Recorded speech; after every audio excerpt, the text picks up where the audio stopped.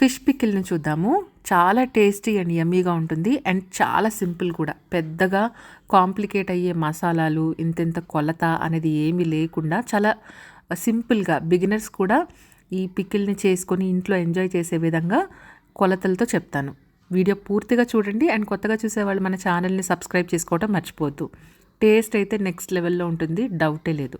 ముందుగా tea spoon ధనియాలు, tea spoon జీలకర్ర, హాఫ్ టీ స్పూన్ మెంతులు ఇలా సిమ్లో పెట్టుకొని బాగా దోరగా ఫ్రై చేసుకొని పక్కకు తీసుకోవాలి. ఈ ఫ్రై చేసుకున్న ప్యాన్లోనే ఒక టీ గ్లాసు ఉప్పు అనమాట, కళ్ళుప్పు, ఇది కూడా వేసుకొని దీంట్లో ఏమైనా మాయిశ్చర్ ఉంటే పోయేలాగా ఫ్రై చేసుకోవాలి. సో దట్ పచ్చడి మనకి ఎక్కువ కాలం అనేది నిలవ ఉంటుంది. చూపించిన దినుసులు ఇది ముందు మిక్సీలో గ్రైండ్ చేసి పెట్టుకోవాలి. ఇప్పుడు గ్రౌండ్నట్ ఆయిలే యూస్ చేస్తున్నాను నేను పికిల్ కోసము. ప్యాన్లో వేసుకొని వేడి చేయడానికి పెట్టేశాను. ఫిష్ పీసెస్ అనేవి ఈ విధంగా ఉండాలి. ఫిష్ అయితే చాలా ముదిరిపోయిన ఫిష్ అనమాట నేను తీసుకుంది. పీసెస్ ఈ విధంగా ఉంటే టేస్ట్ అనేది బాగుంటుంది.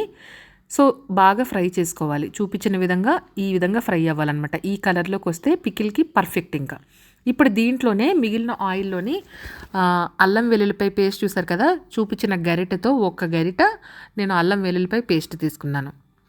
ఇది కూడా బాగా ఫ్రై అయిన తర్వాత ఆయిల్ కాస్త చల్లారిన తర్వాత ఫిష్ పీసెస్లో వేసేసుకొని దీంట్లోనే మిగతా మసాలా 3/4 గ్లాసు వేయించుకున్న ఉప్పు, అలాగే మిగతా మసాలా ఏవైతే వేయించుకున్నానో అది మిక్సీ చేసుకొని దాంట్లో వేసుకొని చూపించిన గ్లాస్తో ఒక గ్లాస్ కారం కూడా వేసుకున్నాను. బాగా కలిపేసేయాలి. కలిపిన తర్వాత ఒకసారి దీంట్లోని 1.5 లెమన్ అనమాట. అయితే లెమన్ వేసే ముందు పచ్చడి బాగా పూర్తిగా చల్లారిపోవాలన్నమాట. పూర్తిగా చల్లారిన తర్వాతే లెమన్ అనేది స్క్వీజ్ చేసుకొని వేసుకోవాలి, లేదంటే చేదు వచ్చేస్తుంది, వేడిగా వేయకూడదు.